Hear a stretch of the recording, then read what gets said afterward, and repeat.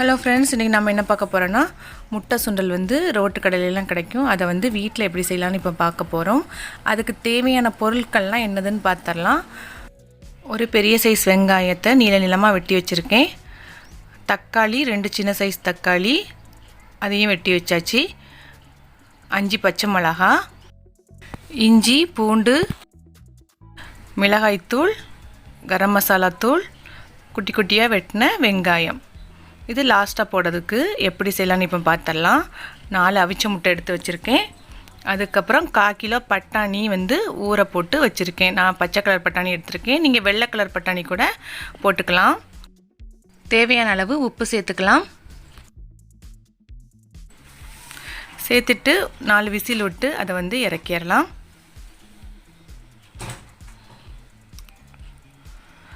இனி கடாயில் 2 ஸ்பூன் எண்ணெய் ஊற்றிக்கலாம்.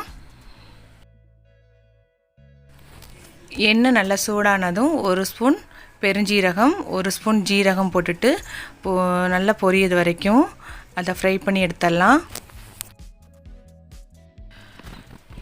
பெருஞ்சீரகம் ஜீரகம் நல்லா பொரிஞ்சதுக்கப்புறம் வெட்டி வச்சுருக்க வெங்காயத்தை சேர்த்துடலாம்.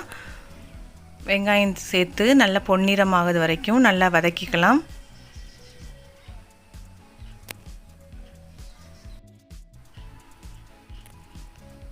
வெங்காயம் பொன்னிறமாக வதங்கினதுக்கப்புறம் பச்சை மிளகாய் சேர்த்துக்கலாம்.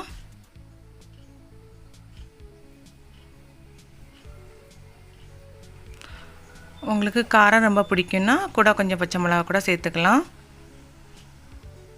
சேர்த்துட்டு வதக்கி விட்டுடலாம்.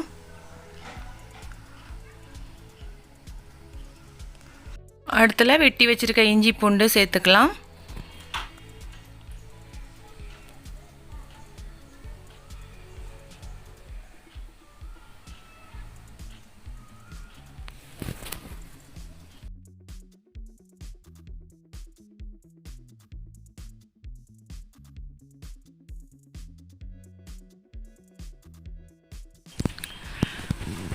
அடுத்து தக்காளி பழம் சேர்த்துடலாம்.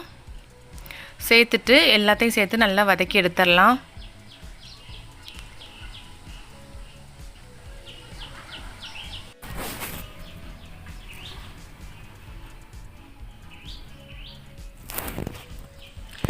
இனி மிளகாய்த்தூள், கரம் மசாலா தூள் 2யும் சேர்த்துக்கலாம். சேர்த்துட்டு அடுப்பு ஆஃப் பண்ணிவிட்டு மிக்சியில் அரைச்சி எடுத்துடலாம்.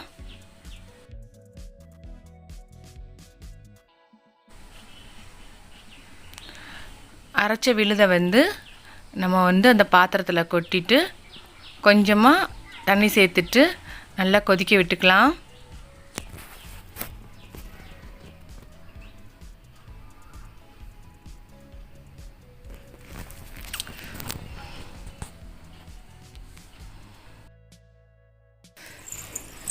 நம்ம ஏற்கனவே வெங்காயம் தக்காளி எல்லாம் வதக்கறதுனால ரொம்ப கொதிக்க தேவையில்லை. லைட்டாக கொதிச்சாலே போதும்.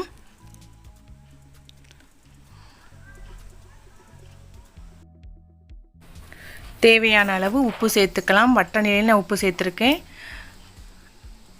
பார்த்து சேர்க்கலாம்.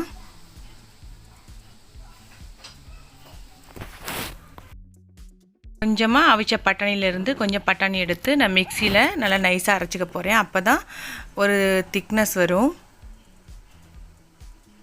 கிரேவி நமக்கு திக்காக இருக்கும்.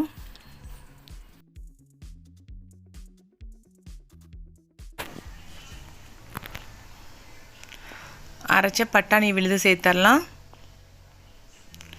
சேர்த்துட்டு ஒரு கொதிக்க விட்டு இறக்கிடலாம். பட்டாணியை அந்த கிரேவியில் நல்லா மிக்ஸ் பண்ணி விடலாம்.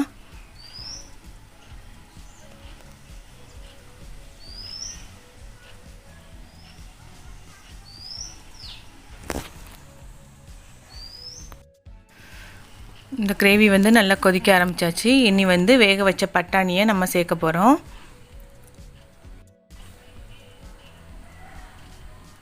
சேர்த்துட்டு எல்லாமே நல்லா மிக்ஸ் ஆனதுக்கப்புறம் அடுப்பை ஆஃப் பண்ணிடலாம். இப்போ இது தண்ணியாக இருக்கிற மாதிரி இருக்கும். கிரேவி நமக்கு ஆற ஆற ரொம்ப திக்காயிரும். இப்போ பட்டாணி எல்லாமே நல்லா கொதிச்சாச்சு. அடுப்பை ஆஃப் பண்ணிடலாம். இனி வந்து ஒரு பாத்திரத்தில் வந்து அந்த பட்டாணி கிரேவியை கொஞ்சம் ஊற்றிடலாம்.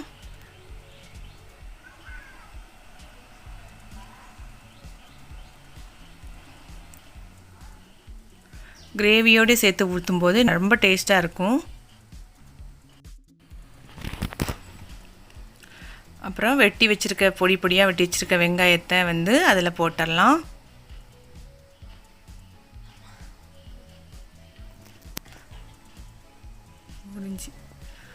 பொடியாக வெட்டின மல்லித்தலை, அவிச்சு முட்டை வச்சுருக்கோம், அதில் வந்து முட்டையை வந்து கட் பண்ணி போட்டுடலாம். நான் வந்து அது 4 பேத்துக்கு செஞ்சுருக்கேன்.